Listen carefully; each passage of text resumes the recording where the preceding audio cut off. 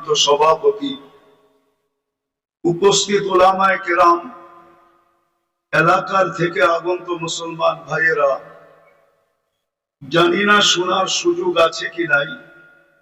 যদি শোনার সুযোগ থাকে তো পর্দার অন্তরালে মা ও বোনেরা, কোরআন হাদিস থেকে যতটুকুই তেলাওয়াত করলাম আশা রাখি একই সামনে রেখে কিছু কথা রাখবো।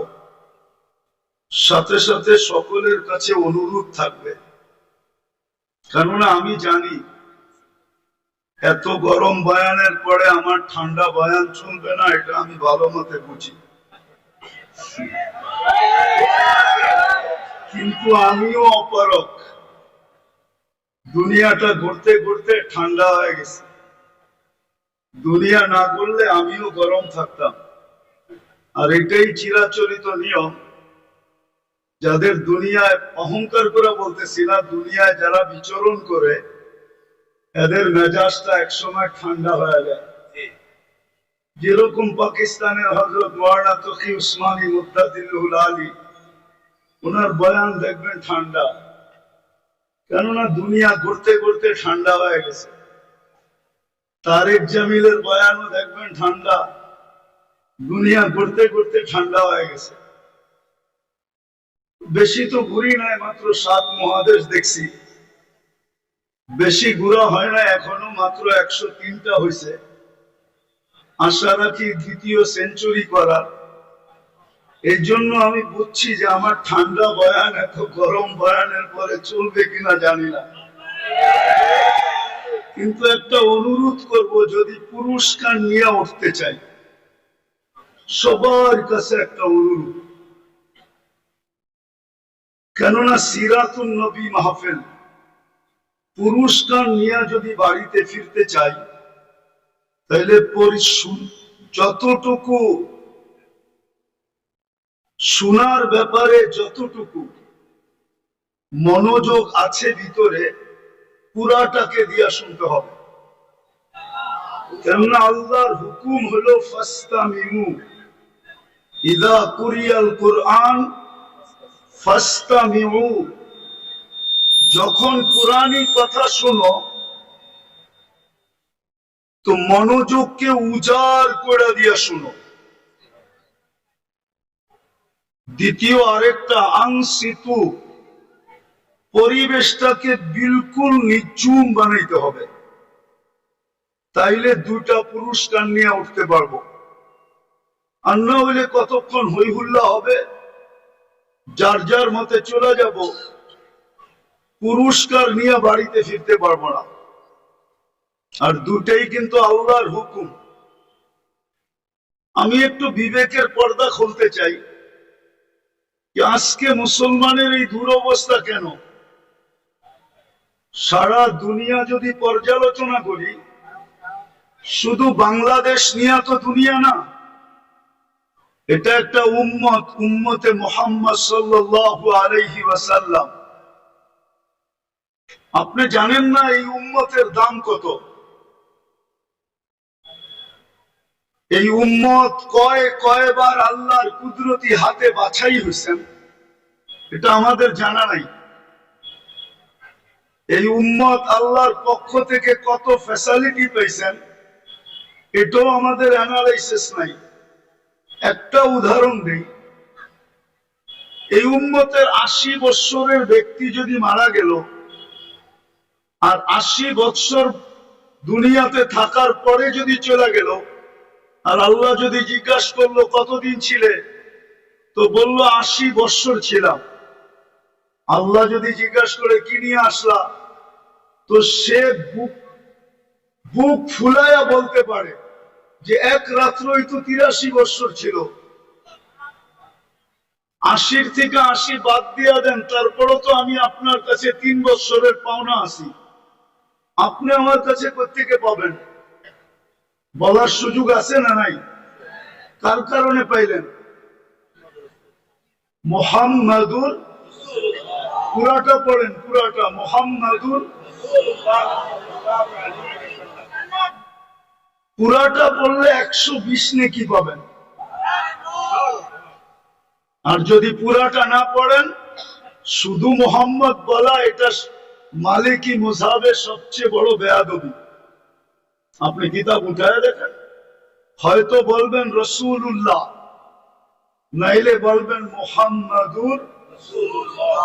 মুহাম্মদ সাল্লাল্লাহু আলাইহি ওয়াসাল্লাম বলা বেয়াদবি। আল্লাহ বন্ধুকে কখনো নাম ধরে ডাকেন নাই। কোরআনে উঠান, কোথাও ইয়া মুহাম্মদ বলে আল্লাহ সম্বোধন করেন নাই।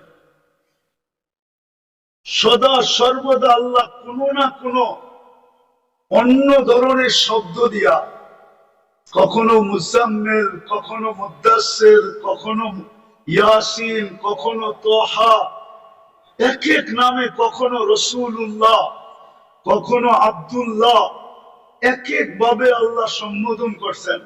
কিন্তু ডাইরেক্ট নাম নিয়েও ডাকেন নাই, নাম নিয়েও সম্বোধন করেন নাই। যাক, যেটা বুঝাইতেছিলাম, আমরা তো আমাদের দামও জানি না। তো আজকে এই উম্মতের এই দুরবস্থা কেন? সারা দুনিয়া যদি পর্যালোচনা করি, তো উম্মতে মুহাম্মাদের এই দুরবস্থা কেন আজকে? আমি একটা উদাহরণ দিই। আমি চিল্লানে বিশ্বাসী না, রাগ হয়েন না, পায়ে হাত রাখি। আমি তো যুক্তি তর্কতে বিশ্বাসী, বাস্তবে বিশ্বাসী। আমাদের যদি দুরবস্থা না হইতো, গত অক্টোবর থেকে নিয়ে এই অক্টোবর পর্যন্ত দুইটা জাতিসংঘের বাৎসরিক সম্মেলন হলো, ঠিক না? গত অক্টোবরে একটা, এই অক্টোবরে একটা, ঠিক না? সত্য তো? গত অক্টোবরে কেউ গেছিল প্লেন ঘোড়া, এই অক্টোবরে কেউ গেছেন 7 জন 8 জন নিয়ে গেছেন। তো দুনিয়ার 60টা মুসলিম দেশের কর্ণধাররা ছিল, দেশের পরিচালকরা ছিল। হুজুর, মাইকের দিকে চেয়ে লাভ নাই, এটা লিপ টাচ, আমি এটা চিনি। কানেরটা দিতে বলেন, ডাইনে গেলে আওয়াজ টানবে না, বামে গেলে আওয়াজ টানবে না। ওয়াজ শুনতে হলে ধ্যান লাগে, মনোযোগ লাগে, আর কনসাল্ট শুনতে হলে আওয়াজ লাগে। কেননা কনসাল্টে আওয়াজ ছাড়া যুবকদের কোমরে শক্তি আসে না, আর যে গায় ও মজা পায় না, আর যে নাচে ওরও শক্তি আসে না। আমরা জানি এগুলা। কনসাল্টে আওয়াজ লাগে, ওয়াজে মনোযোগ লাগে। এই জন্য আল্লাহ ফাসতামিউ বলছেন, নাইলে আল্লাহ বলতেন ড্যাগ যত বড় লাগাও, কিন্তু আল্লাহ তো ড্যাগের কথা বলেন না, ফাসতামিউ বলছেন, মনোযোগ দিয়ে শুনেন। কনসার্ট শুনতে শুনতে শুনতে শুনতে এখন ওয়াজ যারা শুনতে আসে, ওরাও আওয়াজ চায়। কেন? সারাদিনই তো কনসার্ট শুনে, গান শুনে, নাইলে নাচ শুনে, নাইলে এটা শুনে। আগে কথা বলতে দেন, কথা কিন্তু উপর থেকে আসে, এখান থেকে না। কেননা সিরাতুন নবী, কথা উপর থেকে আসবে, এখান থেকে আসবে না। এটাতে আমি বিশ্বাসী না। আমি তো ঢাকা শহরে প্রোগ্রাম করি না, এটা ফাঁদে পড়া করে ফেলছি। কেননা আমি ঢাকা শহরে বড় হয়েছি, আমি ঢাকা শহর চিনি না। আমি মধুবাগ চিনি, এখনো আমি বলতে পারবো কয়টা পুরান ইটের বাড়ি ছিল আর কয়টা খালি ছিল, টিনের ঘর ছিল। আমি তো বড়ই হয়েছি এই এলাকায়। এই সমস্ত গলি সব আমার ডাঙ্গুটি খেলার গলি। কেননা আমি যখন গভর্নমেন্ট স্কুলে পড়তাম, তখন এই সমস্ত এলাকায় আমি ডাঙ্গুটি খেলতাম, মার্বেল খেলতাম। আমি তো চিনি, হুজুররা না চিনলে কি হবে। আমি বড় হয়েছি এই ওই পাড়ে, চৌধুরী পাড়ায়। চৌধুরী পাড়া বেশি দূরে? হ্যাঁ, আমি তো বড়ই হয়েছি এখানে, আমি চিনি এটা। ঢাকা শহরে বড় হয়েছি, ঢাকা শহর চিনি। তো যেটা বলতেছিলাম, যে দুটা সম্মেলন হলো, ধ্যান দিয়া বুঝার মতো, কিন্তু আমি সামনে যা বুঝাবো। দুইটা বড় বড় সম্মেলন হলো, বাৎসরিক সম্মেলন। 60টা মুসলিম দেশের কর্ণধাররা ছিল। তার ভিতরে 4টা মুসলিম দেশের কর্ণধার ছিল যাদের টাকার চেয়ে বড় কোনো টাকা দুনিয়াতে নাই। কুয়েতের টাকার চেয়ে বড় কোনো টাকা দুনিয়াতে নাই। বাহরাইনের টাকার চেয়ে বড় কোনো টাকা দুনিয়াতে নাই। ওমানের টাকার চেয়ে বড় কোনো টাকা দুনিয়াতে নাই। ব্রুনাইয়ের টাকার চেয়ে বড় কোনো টাকা দুনিয়াতে নাই। কিন্তু 1 বৎসর 1 মাস আজকে 17 থেকে 18 দিন ফিলিস্তিনের যুদ্ধ চলতেছে, ছোট একটা নিন্দা প্রস্তাব পাশ করতে পারে নাই। এবার চিল্লান না কেন? 60টা মুসলিম দেশ মিলা। চলেন আরেকটু পিছিয়ে নিয়ে যাই। ঢাকা শহরে যত কাপড়, পুরান ব্যবহৃত কাপড় আলমারিতে ঢাকা শহরের প্রত্যেকটা বিল্ডিং এ আছে, সবগুলা যদি একত্রিত করা হয়, চ্যালেঞ্জ আমার সাথে, ইউরোপের কোন একটা দেশে এত ব্যবহৃত কাপড় আলমারিতে নাই। তাইলে বোঝা গেল মুসলমান সবচেয়ে বেশি কাপড় পরে। মুসলমানের কাছে সবচেয়ে বড় টাকা, সবচেয়ে বেশি পোশাক মুসলমান পরে। আমাকে তো বুঝাইতে হবে না, কেন আপনাদের উন্নত দুনিয়ার ভিতরে একটা দেশ আমার বাকি আছে, নিউজিল্যান্ড। এটা ছাড়া বাকি সব শেষ, একাধিকবার শেষ। কোন দেশ কিয়ামতের দিন বলতে পারবে না যে এই ব্যক্তি আমাদের এখানে আসে নাই। অহংকার করে বলতেছিলাম, সবচেয়ে বেশি কাপড় মুসলমান পরে, সবচেয়ে বেশি আইটেম মুসলমান খায়। মুসলমানের চেয়ে বেশি আইটেম দুনিয়ায় কেউ খায় না। মুসলমানের চেয়ে প্রসাধনী দুনিয়ার কেউ ব্যবহার করে না। চ্যালেঞ্জ আমার সাথে। মুসলমানের থেকে ব্র্যান্ড কেউ ব্যবহার করে না। সবার কাছে মোবাইল আছে, ব্র্যান্ডে যায় ওর ওয়েবসাইটে যায় জিজ্ঞাসা করেন তোমার ব্র্যান্ড সবচেয়ে বেশি কিনে কারা, ম্যাকডোনাল্ড সবচেয়ে বেশি খায় কারা, আরে বলেন না, কেএফসি খায় কারা, সবচেয়ে বেশি মুসলমান। রাডু সবচেয়ে বেশি ব্যবহার করে কারা, দুনিয়ার রুলেক্স সবচেয়ে বেশি ব্যবহার করে কারা, সবচেয়ে বেশি ব্র্যান্ড মুসলমান ব্যবহার করে। আমি তো কোন দেশে দেখি না যুবকরা, বাংলাদেশের যুবকরা যেরকম চুল কাটে, একজনকে জিজ্ঞেস করেন নেটে না দেখা কোন চুল কাটে কিনা। এখানে যে দাঁড়ানো আছে সারা রাত্র নেটে ডিজাইন দেখে, তারপরে চয়েস করে, তারপরে স্ক্রিনশট দেয়, তারপরে সেলুনে নিয়ে যায়। সেলুনওয়ালা ডিজাইন দেখা পানি খেয়া ঢোক গিলে তারপরে বলে 700 টাকা। 14 তারিখ তো আমি আমেরিকাতে দেখলাম, কিন্তু ঢাকা বাংলাদেশের মতো তো 14 তারিখ দেখলাম না। শুধু ফুল দেয়। ফুল দিলে তোমাকে বুঝাইতে পারতাম যে ফুল, তারপরে বিদায়। ফুল দেয়, হোটেলে খাওয়ায়, পার্সেল দেয়, পারে না কলিজা কাইটা বুনা করে তারপরে প্যাকেট করে দিয়া দিতে। তারপরে বলে আমাকে কমসে কম একবার হলেও লেখা দিও I.U। কিন্তু তারপরে তো 90 ভাগ শেখ খাওয়া। আমি তো বলি প্রশাসন দেশ সামলাবে কি, এরা তো সামাজিকতার কারণে মিছিল করে না। এরা যদি মিছিল করতো ডেলি প্রত্যেক বাড়ির সামনে, তাইলে আমাদের যে প্রশাসন আছে এটা যথেষ্ট ছিল না। এরা তো সামাজিকতার কারণে শুধু মিছিল করতে পারে না, নাইলে প্রত্যেক বাড়ির সামনে যে মিছিল করতো, খেয়েছে আমার ভাই অমুকের রক্ষা নাই, বাইরেও বাড়ির থেকে। সবকিছু আমরা বেশি করি, তারপরও আমাদের কেন এই দুরবস্থা বুঝান আমাকে। আপনারা তো মিডিয়া, ফিলিস্তিন মিডিয়ায় দেখা চিৎকার দেন, তাই না? আমি তো 14 বছর আগে ফিলিস্তিন দেখা আসছি। আমার তো যুগ বিয়োগ মিলে না যে ফিলিস্তিনে হামলা হয় তো হয় কি করে। ওইখানে তো খলিল শুয়ে আছে। বলো গোলামা, খলিল কোথায় শোয়া? খলিল বলছেন ইব্রাহিম খলিলুল্লাহ কোথায় শোয়া? আমি তো চোখে দেখেছি ওয়াদিয়ে খলিল। মুসা আলাইহিস সালাম কোথায় শোয়া? ওয়াদিয়ে মুসা ফিলিস্তিনে।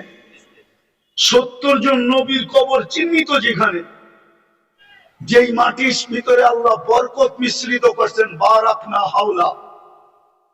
কোরআনে তো বলতেছি, সব বাদিয়ে দিলাম, যেখানে আল্লাহ সম্মিলন করেন বন্ধুর জিয়ারতের জন্য, তাও সাধারণ মানুষের সম্মেলন না।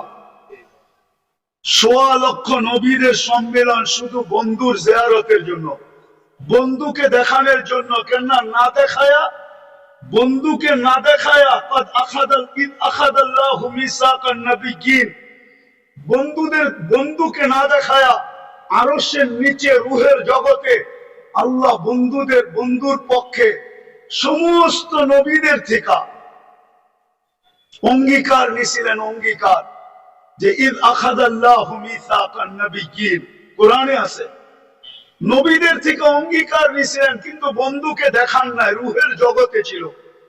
আমার মনে হয় বাইতুল মুকাদ্দাসে সম্মেলন করছেন যে রুহের জগতে তো অঙ্গীকার নিলাম, চেহারা তো দেখলে না, এইবার দেখো চেহারা, আমি বন্ধু বানাইলাম তো বানাইলাম কিরকম, আমার বন্ধুর চেহারা দেখো তোমরা।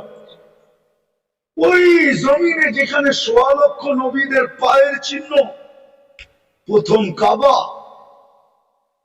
আমার তো যোগ বিয়োগকে মিলে না, ওইখানে কি করে বোম ফাটে, ওইখানে মিসাইল পড়ে তো পড়ে কি করে, আবাবিল করে তো করে কি, ফেরেশতা তাকায় দেখতেছে তো দেখতেছে কেন, আজকে কেন ছুটে আসে না, আজকে কেন আল্লাহকে বলে না, যেমন ইব্রাহিম আলাইহিস সালামের ব্যাপারে বলছিল। হ্যাঁ, ইব্রাহিম আলাইহিস সালামের ব্যাপারে বলছিল, জিবরিল আলাইহিস সালামও বলছিল অনুমতি দেন না সাইজ করি, সব ফেরেশতাই বলছিল আল্লাহ খলিল জ্বলবে আর আমরা দেখব, অনুমতি দেন না। আল্লাহ বলছিল যাও, যার জাম করতে মনে চায় করো, জলি খলিল তোমাদেরকে সাহায্য চায় তাইলে করো। কিন্তু সবাই আসছিলেন, কিন্তু খলিল তো খলিলই ছিল, খলিল তো জবাব দিছিলেন, আজকে খলিল জানে আর জলিল জানে, আজকে খলিল জানে আর জলিল ছিলেন, জলিল আল্লাহ, জলিল আল্লাহ জানে। বাঁচাইতে চাইলে বাঁচাইবো, না বাঁচাইতে চাইলে না বাঁচাইবো, তোমরা সরো। আজকে খেলা দুইজনের হবে, তারপরেই তো আল্লাহ হুকুম দিচ্ছেন ওই জমিনে বোম ফাটে তো ফাটে কি করে, আমাকে বুঝান, চোখ বিয়োগ দিয়া বুঝান, কি করে ফাটে ওই জমিনে বোম। আর আগে টানতে চাইলাম না, কেননা ঢাকা শহর আবাসিক এলাকা, লম্বা দীর্ঘ রাত পর্যন্ত চিল্লা চিল্লি, এটা আমার ঘরের পাশে হইলেও আমি পছন্দ করি না, অন্যের জন্য করব কিভাবে, এই জন্য অল্প সময় গুছায় নিয়ে আসতেছি। আজকে মুসলমানের দুরবস্থা কেন, সংখ্যায় তো 200 কোটি, 70% সম্পদ মুসলমানদের কাছে। আমি শিক্ষিত মানুষকে জিজ্ঞাসা করতে চাই, বলেন 70% দুনিয়ার ধন সম্পদ কাদের কাছে? আমেরিকার কাছে, কানাডার কাছে, অস্ট্রেলিয়ার ইংল্যান্ডের কাছে, না ইউরোপের কাছে, না জাপানের কাছে? 70% সম্পদ মুসলমানের কাছে। আপনি মানবেন না? আপনি আমারটা তালা নোট করেন, তারপরে গুগলে যে তালাশ করেন, গুগল আপনাকে আমার কথাই বলবে যে 70% সম্পদ দুনিয়ার মুসলমানের কাছে। সংখ্যায় 200 কোটি, খাই বেশি, পড়ি বেশি। আমি তো বলি আপনাদের মাধ্যমে, মিডিয়ার মাধ্যমে দুনিয়াকে জানাইতে চাই, হায় যদি আজকে 200 কোটি মুসলমান আমার কথা শুনতো, 5 বছর যদি মুসলমান, কেননা আমাদের ঘরে যেই ব্যবহৃত কাপড় আছে, আমি আমার ঘর বলি 10 বছর না 15 বছর ব্যবহার করলে এটা শেষ হবে না, সবার ঘরেই 5 বছর চলবে। যেই ব্যবহৃত কাপড় ঘরে আছে, ওনার ঘরে নাই নাকি? 5 বছর চলবে না? আজকে যদি 200 কোটি মুসলমান বলে, আমরা 5 বছর ধরে কোনো কুনাকাটি করবো না, শুধু কাপড় চোপড় প্রসাদনী। ঢাকা শহরের কোন ঘরটা, কোন বাসাটা ছোট একটা মিনি কসমেটিক্স এর দোকান না? বলেন আমাকে। একটা রিক্সাওয়ালার ঘর পর্যন্ত মিনি কসমেটিক্স এর দোকান, একজন গার্মেন্টস কর্মীর ঘরটা পর্যন্ত একটা মিনি কসমেটিক্স এর দোকান। সে যদি বলে 5 বছর আমরা কোনো প্রসাদনী কিনবো না, 5 বছর কোনো কাপড় চোপড় কিনবো না, দুনিয়া সিধা হইতে সময় লাগবে না, 2 দিন পরে দেখবেন আপনাদের পায়ে সারা দুনিয়া পড়বে, ওদের সব ফ্যাক্টরি বন্ধ হয়ে যাবে। কিন্তু মানবে কে? তো যেটা বুঝাইতেছিলাম, দুরবস্থা কেন একটু ভাবেন। চিরদিন এখানে থাকবেন? আপনাকে নির্বাচিত করছে কে মানুষ হিসাবে? আরে বলেন না, মানুষ হিসাবে কে নির্বাচিত করছে? নির্বাচক কে? নির্বাচন কমিশনার? কোন দল? কোন জনগণ? কোন রাষ্ট্র? কে? আরে জোরে বলেন। আল্লাহ বললে গুনাহ হবে না, 40 নেকি মিলবে, 40। দুঃখ তো এইখানে নাই কোনো যুবক যে ডেলি 10 বার আল্লাহ বলে, 10 বার বলুক যুবকরা। অথচ ঢাকা শহর পুরা মাথার উপরে উঠায়া চলেও, ওর হাঁটার স্টাইল দেখলে অন্যরকম, বাইকে থাকলে আরেক রকম, পিছনে যদি আর কেউ থাকে তাহলে আরেক রকম। কিন্তু ও কার যৌবন দিয়ে চলে? হ্যাঁ, যৌবনের দাম কত বলেন না? যৌবনের দাম কত? নাইলে যে মডার্ন হারবালকে জিজ্ঞেস করেন, নাইলে কলিকাতা হারবালকে জিজ্ঞেস করেন, চাইনিজ হারবালকে জিজ্ঞেস করেন। যদি এটাও জিজ্ঞেস করতে না মনে চায় তাইলে আমেরিকা হারবালকে জিজ্ঞেস করেন যৌবনের দাম কত। ওইখানে বিক্রি হয় না? না হয় না? হয়, যৌবন বিক্রি হয়, ঠিক না? হুজুর লোক হয় বিক্রি হয়। দুরবস্থা হবে না কেন এই উম্মতের? যে উম্মত কয় যৌবন হারবালে বিক্রি হয়। যৌবন কই বিক্রি হয়? হারবালে। যৌবন কে দিছে? ওর বাহাদুরের উৎস কি? যুবকের বাহাদুরের উৎস কি? ওর যৌবন। যৌবন যৌবন না থাকলে ওর দিকে কেউ তাকায় চোখ টিপে দিত না। যৌবন না থাকলে ওর দিকে তাকায় কেউ মুস্কি হাসি দিত না। তৃতীয় লিঙ্গ দেখেন না, দেখা খালি হাততালি দেয়। আজ পর্যন্ত তো কেউ চোখ টিপে দিল না, আজ পর্যন্ত তো কেউ ফুলে ফুল দিল না। ওর উৎস তো হলো যৌবন। তো সারাদিনে 10 বার আল্লাহ বলে না। এই মজমার কেউ নাই ডেলি 200 বার আল্লাহ বলে। বলুক আমাকে।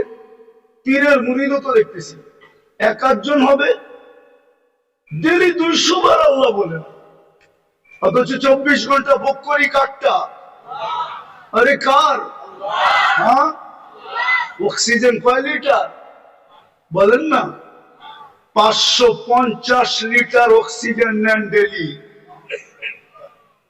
ঢাকা শহর আজ থেকে 20 বছর আগের থেকে শুনে আসতেছি বসবাসের উপযোগী না, সবচেয়ে দূষণযুক্ত শহর ঢাকা।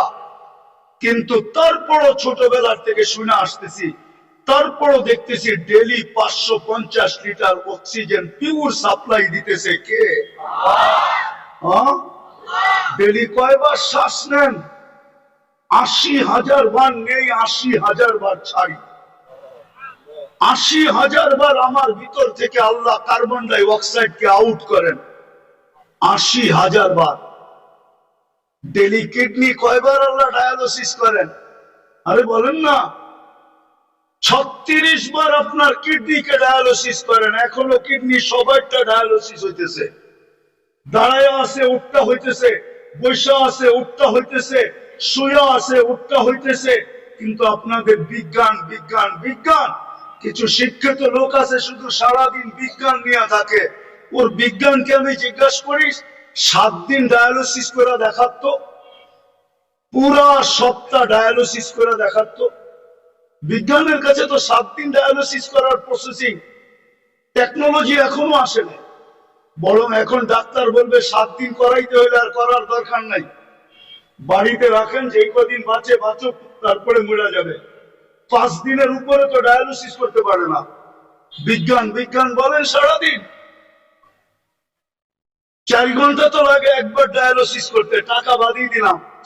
আমার আল্লাহ তো ডেলি ডায়ালিসিস করেন 40 মিনিটে একবার কমপ্লিট করেন, 40 মিনিটে। 24 ঘন্টায় 36 বার ডায়ালিসিস হয়, 200 বার তো আল্লাহ বলেন। একটু নিজের বিবেককে জিজ্ঞাসা করেন, কালকে এই মুখটা কি করে দেখাবেন আল্লাহকে? না যায়া বলবেন আমি আধুনিক ছিলাম, আমি এডুকেটেড। ওটাও তো আল্লাহ বলে দিচ্ছে তুই এডুকেটেড। এডুকেটেড তোকে বানাইলো কে? এই জন্যই তো এক জায়গায় আল্লাহ বলে আমা কুনতা মা আম্মাহিনা, তুই নিকৃষ্ট পানির ফোঁটা ছিলি না। ফামান জাআলাকা দামা, বল না তোকে রক্তে রূপান্তরিত কে করলো? ফামান জাআলাকা মুদগা, তোকে রক্তপিণ্ডতে রূপান্তরিত কে করলো? ফামান জাআলাকা ইযামা, তোর কঙ্কালটা কে বানাইলো? ফামান কাসা আলাইহি লাহমা, সুন্দর করে নিখুঁত ভাবে চামড়ার গোশতের আবরণ কে চড়াইলো? আমা কুনতা সাগীরা, তুই কি ছোট ছিলি না? ফামান কাব্বারাক, বল না তোকে বড় কে করলো? দুনিয়াতে তো আমেরিকা তো এতটুক আছে শর্ট ফিগার, আজ পর্যন্ত 1 ইঞ্চি বাড়ায় দেখাইতে পারলো না। আল্লাহ বলে তোকে 6 ফিটের কে বানাইলো বল? আমা কুনতা যায়িফা, তুই কি মার পেটের থেকে দুর্বল আসিস না? ও যুবক পায়ে হাত দিয়ে জিজ্ঞাসা করি ফামান কাওয়াকা, বল না তোকে সুঠামত কে দিল? আমা কুনতা জাহিলা, মার পেটের থেকে কি অজ্ঞ আসিস না? ফামান আল্লামাক, ও শিক্ষিত লোকগুলা তোমাদেরকে শিক্ষায় দীক্ষায় আলোকিত কে করলো? আজকে আল্লাহ ভুলে গেলে? উচিত তো ছিল গাছে ফল আসলে ঝুঁকবে, কিন্তু আমি তো দেখি আমার সমাজে শিক্ষিত লোক বেশিরভাগই বড় পার্সেন্টেজ আমার সমাজে শিক্ষিত লোকগুলো আল্লাহর থেকে দূরে। আমি তো মাঝে মাঝে ভাইবা আমার যোগ বিয়োগ মিলে না, যে ডাক্তার বেনামাজি হয় কি করে? ও তো আল্লাহর কুদরত দেখে শরীরের ভিতরে, ঠিক না? কি বলেন? এর চেয়ে বড় কুদরত আর কি দেখাবো? চলেন একটা উদাহরণ দেই। মানুষের অঙ্গের ভিতরে দেখার মধ্যে সবচেয়ে ছোট অঙ্গ কোনটা বলতে পারেন? হ্যাঁ, আরে বলেন না। চোখ। চোখ দেখার ভিতরে সবচেয়ে ছোট অঙ্গ চোখটা, ঠিক না? চোখের তুলনায় দেখতে নাকটা চোখের থেকে বড় মনে হয়, ঠিক না? কানটাও, ঠোঁট, হাত পা তো আছে, ঠিক না? সারা দুনিয়ার চোখের ডাক্তারকে যদি মধুবাগের ইমাম আর খতিব সমিতি যদি ডাইকা নিয়ে আসে এই মাঠে, আর যদি জিজ্ঞাসা করে যে শত শত বছর চোখ নিয়ে গবেষণা, বলো এটা শেষ হবে কোথায়? তো সারা দুনিয়ার চোখের ডাক্তাররা একটা মুস্কি হাসি দিবে আর বলবে গবেষণা চলতেছে, এটা বলতে পারি, কিন্তু শেষ কোথায় হবে এটা দুনিয়ার কারো জানা নাই। এটার কিনারা কোথায় আমরা জানি না। এতটুক জায়গার ভিতরে যদি ফিট করতে পারে, এটাই তো আল্লাহ বলে। এতটুক জায়গার ভিতরে এরকম টেকনোলজি ফিট, প্রযুক্তি ফিট, যেটার কিনারা নাই।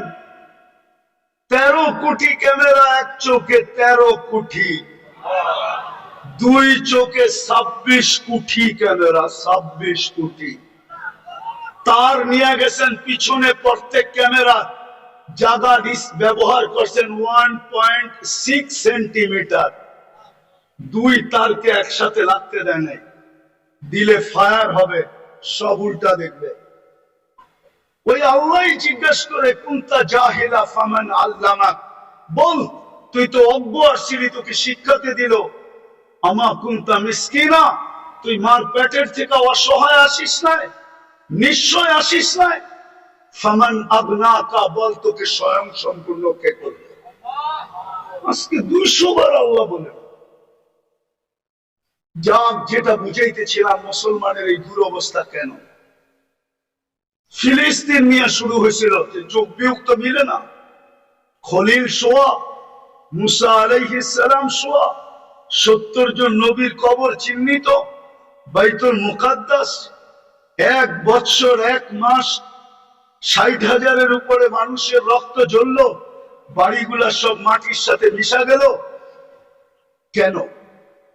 আমরা ছোট একটা নিন্দা প্রস্তাব পাশ করাইতে পারলাম না, 200 কোটি হওয়া সত্ত্বেও। এই দুরবস্থা কেন? আল্লাহ আজকে আমাদের থেকে চক্ষু ফিরায় নিলেন কেন? অথচ পিছনের ইতিহাস যদি দেখি, তো একজন হাত উঠাইতে দেরি, ফেরেশতা নামতে দেরি করে নাই। আজকে তো লক্ষ কোটি উলামায়ে কেরাম ডেইলি চোখের পানি ঝরায়। বলেন এই ইমাম আর খতিব পরিষদ কি চোখের পানি ঝরায় না? না জড়ায় না ফিলিস্তিনের জন্য? না জুমার দিন দোয়া করে না? না মাদারেস গুলোতে ডেলি ইয়াসিন খতম হয় না? না ডেলি কোরআন খতম করে দোয়া হয় না? না মা বোনরা ঘরে দোয়া করে না? হবে বাংলাদেশে এরকম মা বোন আছে যারা চুপে চুপে ফিলিস্তিনের জন্য রোজা রাখে, যারা চুপে চুপে ফিলিস্তিনের জন্য চোখের পানি, নামাজ পড়ে চোখের পানি ঝরায়। কেননা মা বোনদের দিল আমাদের দিলের চেয়ে বহুত নরম। আমরা জানি না ওনারা চড়াইতেছে, কিন্তু চোখের পানি মাথার উপরে ওঠে না কেন? কারণটা কি? ওইখানে তো দেখি একজন প্রমাণ দিব, প্রমাণ দেই তাহলে প্রমাণ। ইবনে ওমর রাদিয়াল্লাহু তাআলা আনহু বলেন আমরা 8,000 ছিলাম, হায়াতুস সাহাবা উঠায় দেখেন, তারিখে সাহাবা উঠায় দেখেন। আমরা 8,000 ছিলাম, রুমি 1,00,000 ছিল। বহু দিক দিয়ে আমাদেরকে কয়েকভাবে আমাদেরকে আমরা বেষ্টনীর ভিতরে চলে আসছি, অবরুদ্ধ ছিলাম। ভাবতেছিলাম কবরটা এখানেই হবে। তো বলতেছিল, আমার পাশেই একজন দাঁড়ানো ছিল, ক্ষুধায় বড় কাতর, কাপড় গুলা বড় জীর্ণ শীর্ণ, চামড়া গুলা বিলকুল বইটা গেছে, তলোয়ার রাখার কোনো নিয়ামও নাই। একটা রশি দিয়া কোমরে তলোয়ারটা বাঁধা রাখছেন। পায়ের দিকে তাকায় দেখি জুতাও নাই, কিন্তু উপর দিকে তাকায় জানি কি বলতেছিল। তা আমি ভালোভাবে কান পাইতা শুনতেছিলাম যে বলে কি।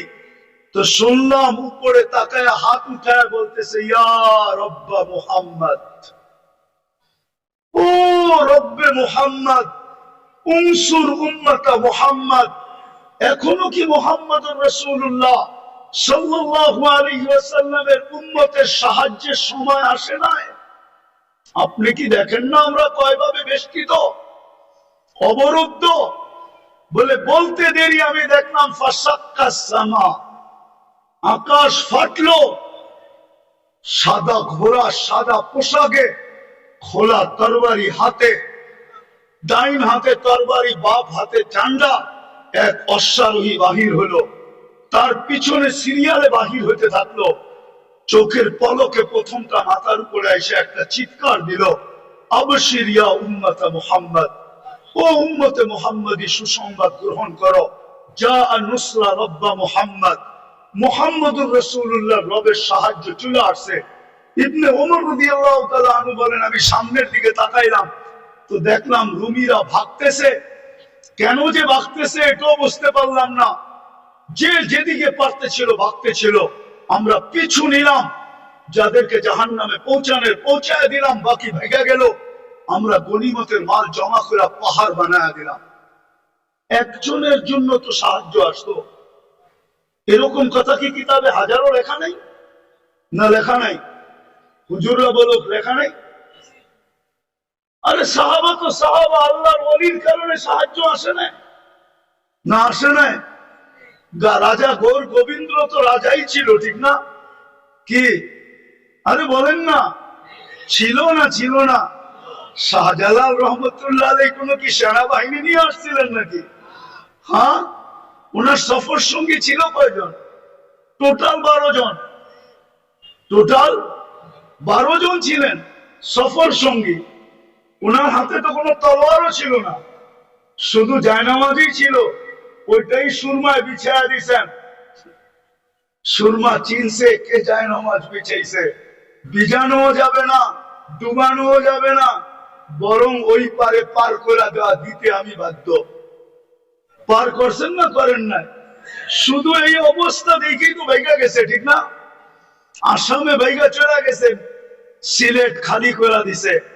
আপনি ভাবছেন রাজা গৌর গোবিন্দ শুধু শাহজালাল রহমতুল্লাহ আলাইহিকে দেখছেন? ওকে কবর থেকে উঠায় আইনা জিজ্ঞেস করলে না বোঝা যাবে কি দেখছে? হ্যাঁ, কি ওলামা একমত না দুই মত? ওরে কবর থেকে উঠে আইনা জিজ্ঞেস করলে না বোঝা যাবে ও কি দেখছে? ও কি শাহজালাল দেখছে? হইতে পারে শাহজালালের পিছে বিরাট বড় এক ফেরেশতার বাহিনী দেখছে। সত্য এটাই। আজকে কেন সাহায্য নাই? কারণটা কি? আমি আপনাদেরকে কারণ বুঝাইতে চাইতেছি। শেষ কাজে কারণ বুঝাইতে চাইতেছি, কেন এই দুরবস্থা। আজকে মুসলমান শেষ করে দিতেছি। আজকে মুসলমান, নারী বলেন, পুরুষ বলেন, যুবক বলেন, বৃদ্ধ বলেন, শিক্ষিত বলেন, অশিক্ষিত বলেন, আজকে আল্লাহর হুকুমকে ছেড়া দিছে। আল্লাহকে নারাজ করে ফেলছে, নারাজ। আজকে আল্লাহ আমাদের উপরে নারাজ, সত্য নারাজ। নাইলে আমার বিবেকে, আমার কাছে যোগ বিয়োগ মেলে না। কেন ফিলিস্তিনে অন্য দেশে ফাটতো তো আমার মনকে বুঝাইতে পারতাম, কিন্তু ফিলিস্তিন ঘুরে আসার পরে আর আজকের পটভূমি চিত্র আমার কাছে মিলে না। যে মিলবো তো মিলবো কি করে? ওইখানে তো খলিল শোয়া, ওই জমিন ওইখানে বোম ফাটে কি করে?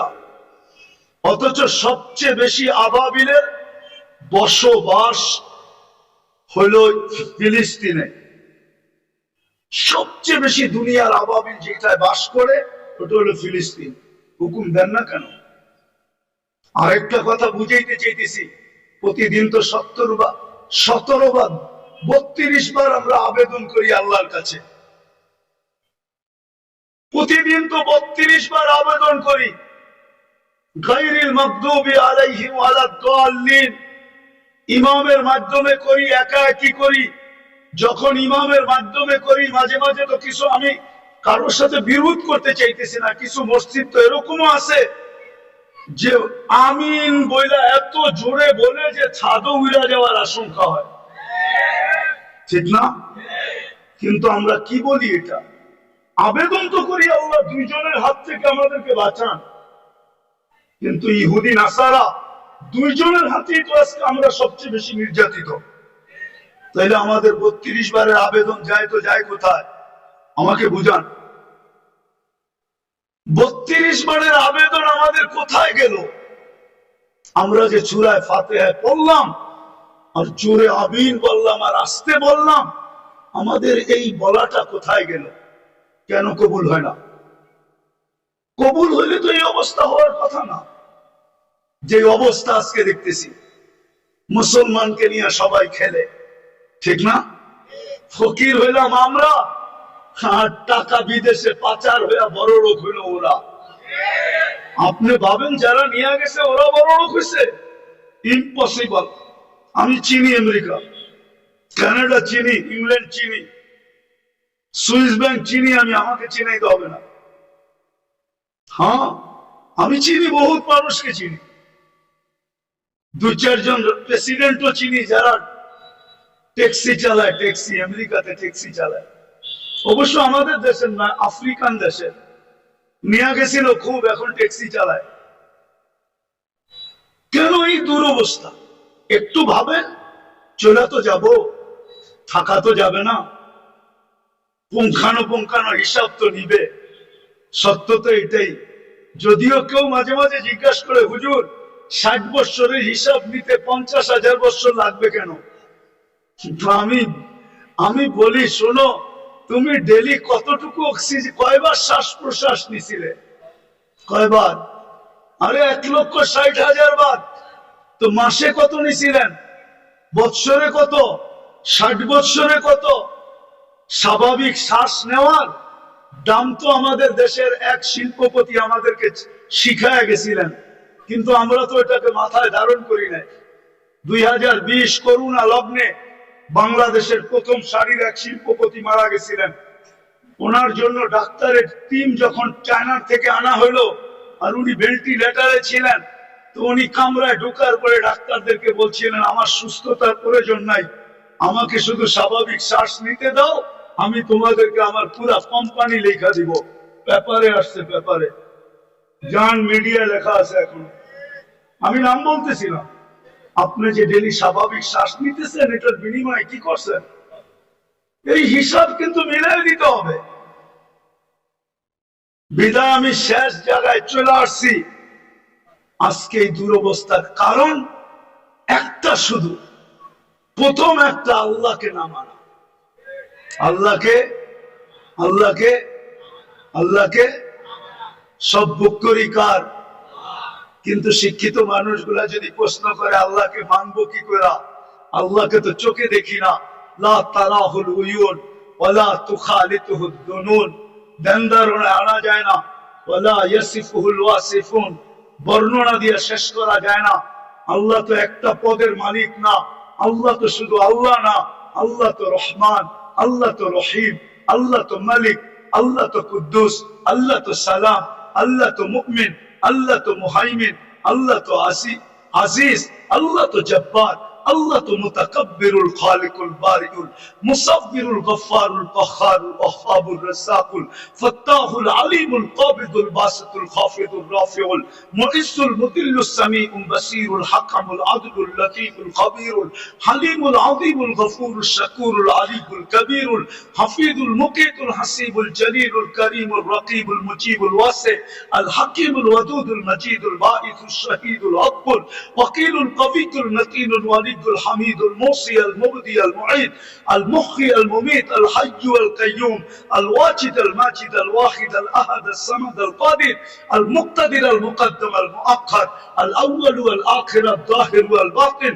আল ওয়ালি আল মুতাওয়ালি আল বাররু তাওয়াব আল মুনতাকিম আল আফু আল রাউফ মালিক আল মুলকি যাল জালালি ওয়াল ইকরাম المقسط والجامع والغني والمغني المانع الضار النافع النور الهادي البديع والباقي الوارث والرشيد الصبور جل جلاله আল্লাহ তো 99 পদের মালিক আল্লাহকে মানব তো মানব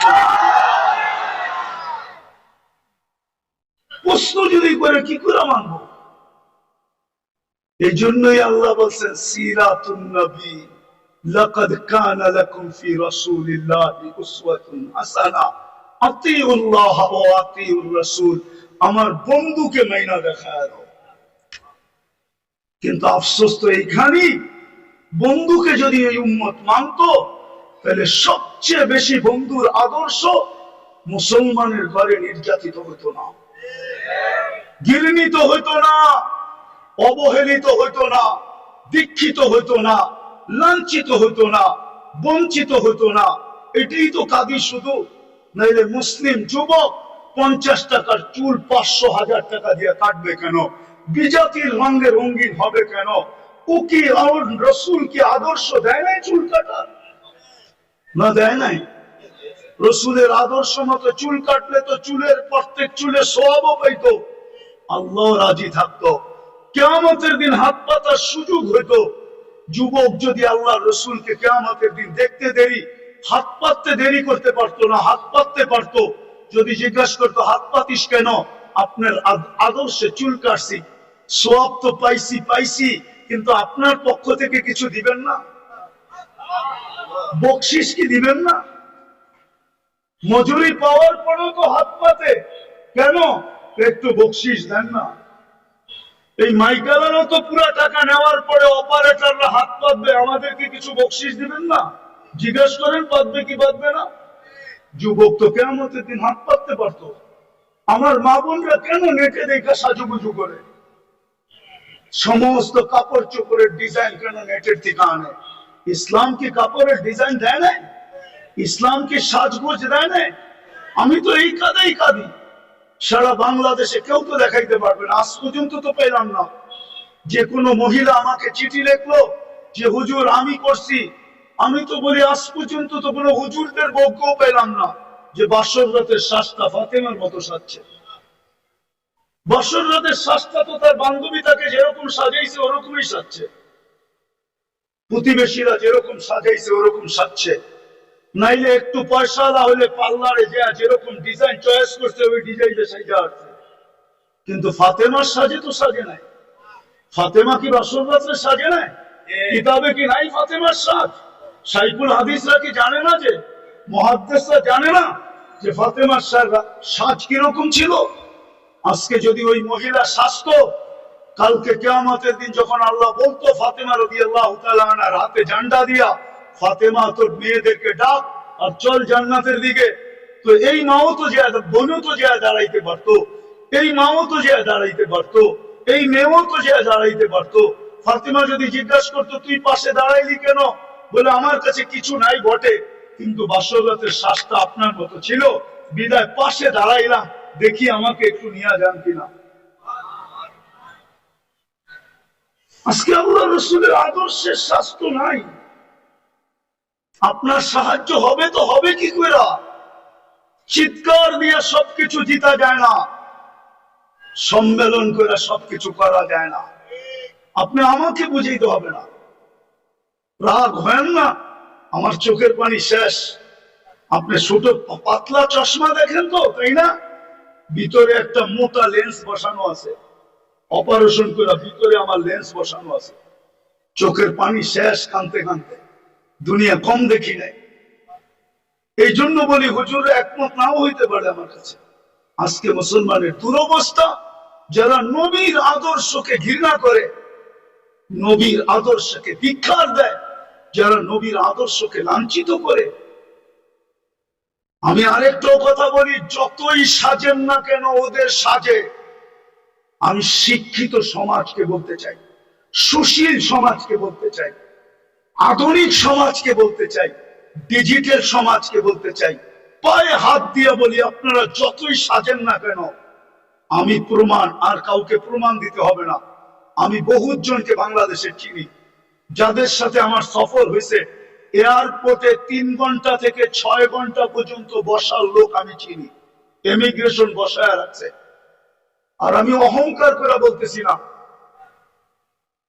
উঠতে 5 মিনিটের বেশি কোন এয়ারপোর্টের ইমিগ্রেশনে আজ পর্যন্ত দাঁড়াইতে হয় নাই, 5 মিনিটের বেশি।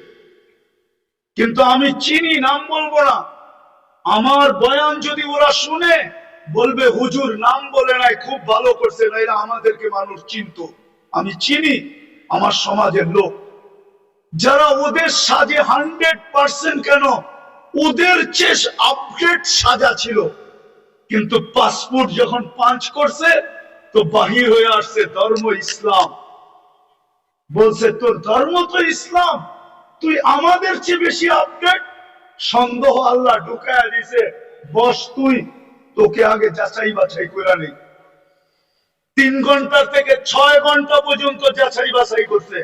শুনে রাখো যুবক, তুমি যতই ওদের মতো 14 তারিখ উদযাপন করো, আর যতই 31st নাইট তুমি উদযাপন করো, ওদের যত কালচার তুমি নিজের ভিতরে আনো না কেন, কিন্তু এক জায়গায় তুমি ধরা খাওয়া। আজকাল সবকিছু অনলাইনে।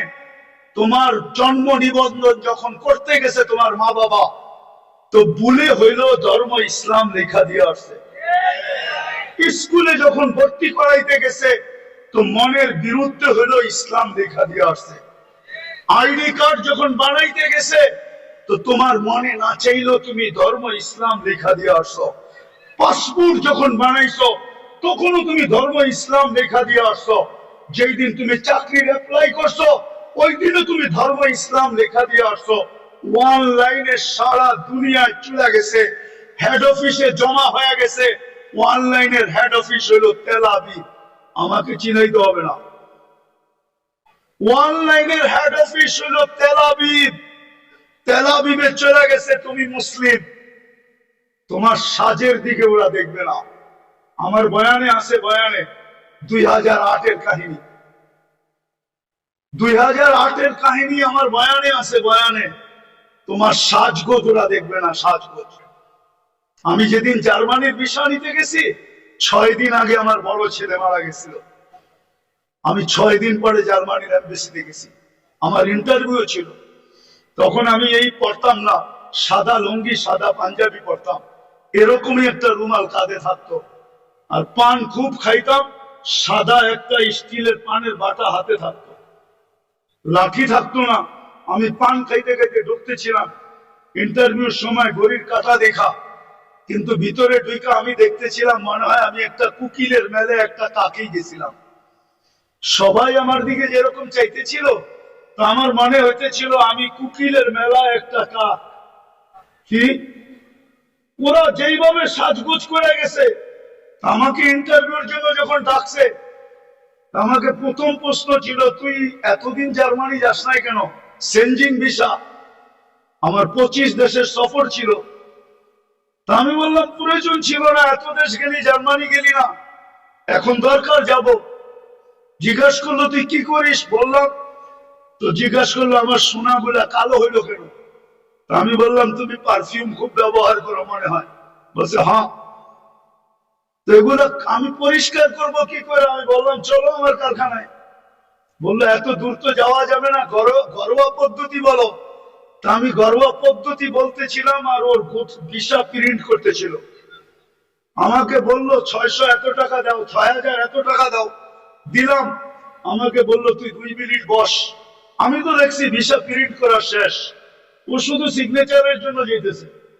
গেল 1 মিনিট পরে এসে বলতেছে ভিসা ওকে নিয়ে যাও। তো মানুষ তো ভিসা এমনি দেখে, আমি উল্টা দেখতেছিলাম। মানে ভিসার মুখ ওই কুকিলদের দিকে, আর পাসপোর্টের উল্টা সাইডটা আমার মতো কাকের দিকে। মানে আমার উদ্দেশ্যই ছিল যে দেখাই সাইডে বুঝে আসলেই ভিসা মিলে না, এই দেশের নিয়ম এরকম না। নাইলে আমার সমাজ, আমার যুবকরা 30 লাখ দিয়ে ইউরোপে কেন যাবে? শত যুবকের কবর কেন সাগরে হবে? আমি চিনি আমেরিকাতে যারা 50 লাখ টাকা দিয়ে মেক্সিকোর জঙ্গল দিয়ে পার হয়েছে। একটা কাহিনী না, শত কাহিনী আমার এখানে আছে। বিদায় এই জন্যই বলতেছি, যতই সাজি না কেন, যেই সমাজকেই বলেন, যারাই বলে ওদের সাথে আমার চ্যালেঞ্জ, ও যতই সাজক না কেন, যতই বিকেনি পড়ুক না কেন, 3 কোয়ার্টার করুক না কেন, ওদের সুরে কথা বলুক না কেন, টকশোতে বৈশা ইসলাম বিদ্বেষী প্রচার করুক না কেন, কিন্তু ওরা জানে এই লোকটা কাগজে কলমে মুসলমান। শুধু আমাদের থেকে কিছু নেওয়ার জন্য এরকম ভান ধরছে, নিজেকে সাজাইছে। ওরা কোনোদিন মনে প্রাণে আপনাকে মুসলমান, আপনাকে ওদের ভাবে না, ভাববে না, কোনো দিন না। বিদায় শেষ কথা, আসেন সিরাত। এটাই আজকে দুরবস্থা, শুধু রসুলের আদর্শ ছাড়ার কারণে। সবকিছু বাদিয়ে দিলাম, একটাই যদি ধরে রাখতো জাতি, আজকে 90% মুসলমান নামাজ পড়ে না। আমি তো বলি এই জাতি যদি 1 মাস নামাজ পড়তো, 1 মাস, উম্মতে মুসলিমা, উম্মতে মুহাম্মাদি যদি 1 মাস 100% নামাজ পড়তো, আর 11 মাস যদি নাও পড়তো, আর আল্লাহ যদি জিজ্ঞাসা করতো তুই 11 মাস পড়িস না কেন? কেন, বৎসরে মাস কয়টা? আল্লাহ বলতো 12টা। 1 মাসই তো 70 মাস ছিল, 12 থেকে 12 বাদ দিয়া দেন, তারপরে তো আমার 58 মাসের ব্যালেন্স আছে, আমার কাছে বেশি আছে। কিন্তু রমজানেও তো 50% নামাজ পড়ে না, এখন তো 90% পড়ে না। না নারী, না পুরুষ, না যুবক, না বৃদ্ধ।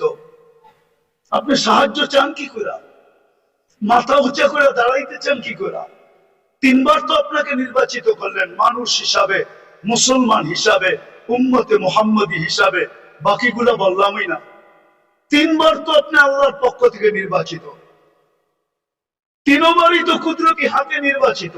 মানুষ তৈরি করছেন কুদরতি হাত দিয়া, মুসলমান হিসাবে নির্বাচিত করছেন সমগ্র মানুষের ভিতর থেকে কুদরতি হাত দিয়া, উম্মতে মুহাম্মাদি হিসাবে নির্বাচিত করছেন কুদরতি হাত দিয়া। আপনি সাহায্য চান কি করে? আপনাকে সাহায্য করে তো করে কি করে? আপনি বিবেককে প্রশ্ন করেন, বলেন তো হুজুর আছে না, হুজুর থাকলে কি হবে? উম্মত। এটা হুজুর না, উম্মত। হুজুরও কয় পার্সেন্ট হুজুর বলেন? আরে বলেন না। 200 কোটির ভিতরে কয়শো কোটি হুজুর? 300 কোটি। কয় পার্সেন্ট হুজুর? বাংলাদেশে কয় পার্সেন্ট হুজুর? সারা দুনিয়ায় কয় পার্সেন্ট মুসলমানের ভিতরে হুজুর? হুজুর দেখা, দাড়ি দেখা, টুপি দেখা, জুব্বার পাগড়ি দেখা 90% মুসলমান নামাজ পড়েন। আপনাকে সাহায্য করে তো করে কি করে বলেন? অথচ 5 বেলা কে ডাকে? কে ডাকে? আরে জোরে বলেন। কোন আল্লাহ? 99 পদের মালিক আল্লাহ ডাকে। সামান্য একটু পদস্থ ব্যক্তি ডাকে সাড়া না দিলে হাত কড়ি পড়তে হয়, বেরি পড়তে হয়। আমি জানি, আমি জানি, আমি কখনো মুখ খুলি না তো। আমার বললাম না আমি ঠান্ডা হুজুর, আমি জানি। আমি টঙ্গীর থেকে বয়ান করে বাহির হয়েছি, আমার গাড়িতে উঠবো, পিছের থেকে 2-3 জন আমাকে ধরছে, স্যার গাড়ি পাঠাইছে, আপনাকে এই রাত্রে যেতে হবে। কোথায়? জায়গার নাম বলছে, যেটা বাংলাদেশের এক কোনায়। স্যারের প্রোগ্রাম কালকে দুপুরে। আমি বললাম আমার 3টা মাদ্রাসার প্রোগ্রাম আছে। বলছে স্যার এত কিছু জানে না, গাড়ি পাঠাইছে, আমাদেরকে পাঠাইছে। সোজা গাড়িতে বসেন, বাসায় ফোন করেন, সসজ্জায় আপনাকে কালকে আবার গাড়ি দিয়ে ঢাকা পৌঁছায় দিব। আমি ওই ব্যক্তি, আমি চিনি। সামান্য একটু কথা না মানলে হাতকড়ি হয়, বেড়ি হয়, জেল জরিমানা হয়। ও ঢাকার মানুষ বলেন না ডেলি 90 ভাগ মুসলমান নামাজ পড়ে না, 5 বেলা আল্লাহ ডাকে, বুক করে কাটটা। ও যুবক, কাটটা বুক করো বলো না, ওই আল্লাহ ডাকে, তারপরও তো আসে না। আপনাকে যে এখনো বাঁচিয়ে রাখছে, শুকরিয়া আদায় করেন। এই জন্যই তো ইহুদিরা একটা স্লোগান দেয় বর্তমানে, হিব্রু ভাষা তো বোঝেন না, শুধু চিৎকার দেন। ইহুদিদের একটা স্লোগান এখন চলতেছে, স্লোগান সারা দুনিয়ার ইহুদিদের, যেটা আমি আরবি ভাষায় বানায় নিয়ে আসছি। ইহুদিদের স্লোগান, এখনই সময়, এখনই সময়, এখনই সময়, আন তুদাম্মিরুল মুসলিমিনা কাইফা তুরিদুনা আন তুদাম্মিরুহা। এখনই সুবর্ণ সুযোগ, যেমন মনে চায় মুসলমানদেরকে জমিনের সাথে মিশায় দাও, এখনই সুযোগ। আপনি বলবেন কেন? ওদের কিতাবে লেখা আছে যে এই দিন ফজরের জামাত আর জুমার জামাত মুসলমানের সমান হবে, ওই দিন মুসলমানের বিজয়ের পালা শুরু হবে। ওরা শুধু আপনাদেরকে দেখে না, আপনাদের মসজিদের উপরও স্যাটেলাইট লাগায় রাখছে, সিসি ক্যামেরা লাগানো আছে। ওরা দেখে ফজরে কয়জন, জুমায় কয়জন। এই জন্যই ওরা চিৎকার দিতেছে এখনই সুবর্ণ সুযোগ। আরেকটা মনে উঠলো, যদিও বলা উচিত না, আপনি সাহায্য চান কি করে? সৌদি আরবের মতো দেশে পোশাকের কি অ্যাডভার্টাইজ দিতে যায়, খোলা আকাশের নিচে খোলা মঞ্চে উলঙ্গ ডান্স দেখেন না? আপনি সাহায্য চান কি করে? বলেন কি করে চান? কি করে চান? যুবকদের পায়ে হাত দিয়ে সারা রাত্র আনলিমিটেড, হয়তো ঘরে ওয়াইফাই আছে, নাইলে প্রতিবেশীর পাসওয়ার্ড আছে, নাইলে বন্ধুদের হটস্পট আছে। আর যদি তাও না থাকে তো ঢাকা শহরে এই মধুবাগে পাওয়া যাবে, সারা রাত্র নেট বিক্রি করার জন্য ও সজাগ থাকে। যার নেট শেষ, সাথে সাথে যোগাযোগ, সাথে সাথে এমবি পাঠায় দেয়, সারা রাত্র নেটের ভিতরে করতে থাকে। কিনা দেখে সাহায্য চান কি করে? বিদায় আসেন, আসেন, আসেন, আসেন, তওবা করি আজকে, তওবা। একটাই রাস্তা খোলা আছে উম্মতের সামনে, যদি 200 কোটি উম্মত তওবা করে। কিন্তু আফসোস তো আমাদের, আফসোস আমার এটাও, আমাদের স্কলারদের কাছে আমার একটা আফসোসের আবেদন, আজ পর্যন্ত কোন দুনিয়ার কোন দেশের স্কলারদেরকে দেখলাম না, ধর্মীয় স্কলারদেরকে সারা দেশের মানুষকে বলল যে চলেন ফিলিস্তিন আমাদের থেকে 7 সমুদ্র 13 নদীর ওই পারে, আমরা কিচ্ছু করতে পারি না, চলেন আমরা একটা দিন তওবা ডে উদযাপন করি, আজকের দিনে আমরা তওবা করব। অথবা আজকের দিনটা আমরা ওদের জন্য রোজা রাখা ইবাদতের ভিতরে কাটায়া আল্লাহর কাছে মেসেজ দিব, আল্লাহ 7 সমুদ্র 13 নদীর এই পারে আমরা না টাকা পাঠাইতে পারি, না পয়সা পাঠাইতে পারি, না ওদের জন্য কাপড় পাঠাইতে পারি, না খাদ্য পাঠাইতে পারি, আমরা কিছু করার ক্ষমতা রাখি না, আমরা যাইতেও পারবো না। যদিও সমস্ত দেশ অনুমতি দিবে, কিন্তু আপনার প্রতিবেশীর দেশ অনুমতি দিবে না যে আপনি ইসরায়েলে, ফিলিস্তিনে যাবেন ইসরায়েলের বিরুদ্ধে, আপনার প্রতিবেশী দেশ আপনাকে অনুমতি দিবে না, না, না, না, না, না। কিন্তু সে তো ইসরায়েলের সবচেয়ে বড় বন্ধু, অনুমতি দিবে না। বিদায় যদি আমাদের স্কলাররা একটা দিন দিত, জাতিকে বলতো চলেন আমরা অমুক দিন রোজা রাখি, তওবা করি, আল্লাহর কাছে ইবাদত করে বলি, মেসেজ পাঠাই, কিন্তু আজ পর্যন্ত তো একটা দেশও দেখলাম না, একটা দেশও তো পেলাম না। কোন স্কলারের মুখ থেকে তো এই আহ্বানটা জাতির সামনে আসলো না, বড় দুঃখ লাগে। এই জন্য আসেন আমরা এখন তওবা করি। করবেন? করবেন? হ্যাঁ পারবেন? কে কে করবেন দেখি? হ্যাঁ তাহলে বলে দেন আল্লাহ অতীত থেকে তওবা করলাম, বলেন, বলেন। আপনি আমাদের তওবা কবুল করেন, আমাদের গুনাহ মাফ করে দেন। চলেন আপনাদের তওবার একটা প্রমাণ দিই। লম্বা হয়ে যেতেছে না তো? হ্যাঁ, আবার কোনোদিন আসি না না আসি কে জানে। এই জন্য মনে উঠলো, এই জন্য বলতেছি। আদম আলাইহিস সালাম বলতেছিলেন যে আমি একটা ভুল করছি, করতে দেরি আমাকে জান্নাত থেকে বাহির করে দিতে দেরি করেন নাই। সত্য তো? কিন্তু উম্মতে মুহাম্মদী সারাদিন গুনাহ করবে, রাতের 3 ভাগের 1 ভাগ অতিবাহিত হইতে দেরি, আল্লাহ উম্মতে মুহাম্মদীকে ডাইকা ডাইকা গুনাহ মাফ করে জান্নাত হাতে উঠায়া দিয়ে দিবেন। জিজ্ঞেস করেন এই হাদিস আছে কি নাই? আমরা তওবা করছি যখন নিষ্পাপ, নবীর সব আদর্শ বাদিয়ে দিলাম, একটা আদর্শের উপরে চলেন আমরা উঠি, সব আদর্শ বাদ দিলাম। আল্লাহ রসুলের সবচেয়ে বড় আদর্শ, জমিনে যখন পা রাখতে দেরি, চাদরে রাখতে দেরি, সেজদা করতে দেরি করেন না, শুধু চাদরে রাখছেন। দাই শেফা আব্দুর রহমান ইবনে আউফ রাদিয়াল্লাহু তাআলা আনহুর আম্মা চাদরে রাখতে দেরি, ডাইন দিক হয়ে সেজদা করতে দেরি করেন না, লম্বা সেজদা। আম্মা জান বলছিলেন, বেটা বলছিলি তুই আমি জানি না, কিন্তু তুই সেজদায় কিছু বলতেছিলি। আমি তো বলি সেজদা করেন না, উম্মতকে মেসেজ দিছেন, উম্মত নামাজ নামাজ।